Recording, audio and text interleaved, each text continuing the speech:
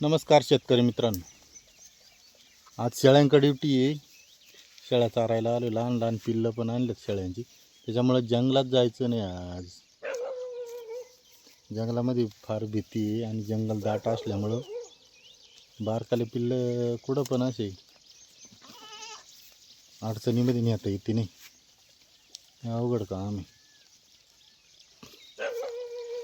शेळी पालन अतिशय उत्कृष्ट व्यवसाय आहे असा.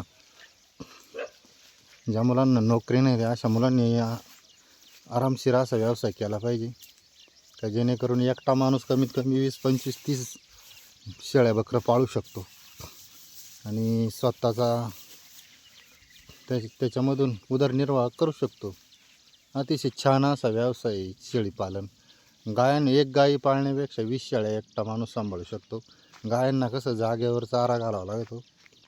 आम्ही गाई पालन पण करतो आणि बकरी पालन पण करतो, कारण आमच्याकडे माणसं आहेत तेवढे. पण एकटा जर माणूस असेल ना तर शेळी पालन अतिशय उत्कृष्ट व्यवसाय आहे का एकटा माणूस करू शकतो.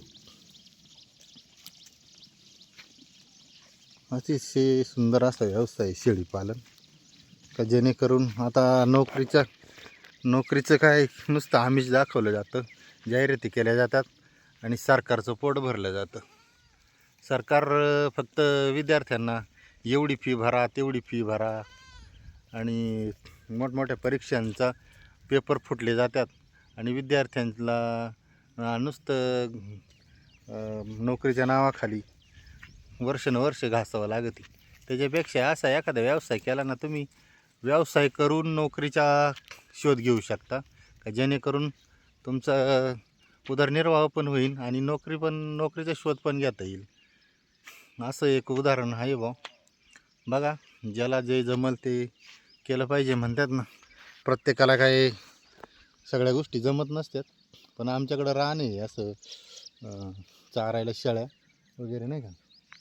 त्याच्यामुळं आम्ही व्यवसाय शोधला आहे. आमचा परंपरागतच व्यवसाय आहे. जुन्या माणसांपासून आम्ही शेळीपालन करतच होतो. आमच्या आईवडीलच शेळ्यांवर त्यांनी परपंच केलेला आहे. आईवडिलांनी आम्ही 5-6 भावंडं होतो, 6 बहिणी आणि मी एकटा. असे एवढ्यांचा उदरनिर्वाह आमच्या आईवडिलांनी या शेळीपालनातूनच केलेला आहे. गावठी गाया आणि शेळीपालन. याच्या दुसरं काही त्यावेळेस काही साधन नव्हतं पैसे कमवायचं, पण त्यांनी शेळीपालन करूनच आमचा सगळ्यांचा उदरनिर्वाह, आमच्या सगळ्यांचे शिक्षण सगळ्यांचे शिक्षण आमचे शेळ्यांच्या जीवावरच झालेले आहेत. आमच्या आईवडिलांनी सगळे शेळ्यांच्या जीवावरच केलेले आहेत. त्यावेळेस काय नव्हतं. आम्हाला शाळेमध्ये जायचो, आम्हाला 10 रुपये 5 रुपये देत होते.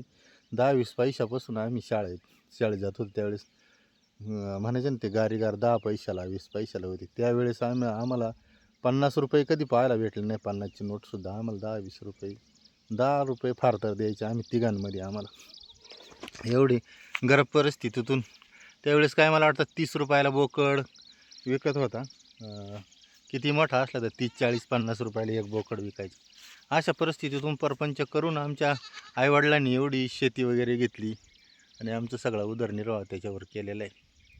तेव्हा आहे ना मित्रांनो, हा शेळीपालन व्यवसाय का तुम्ही छोटा समजू नका.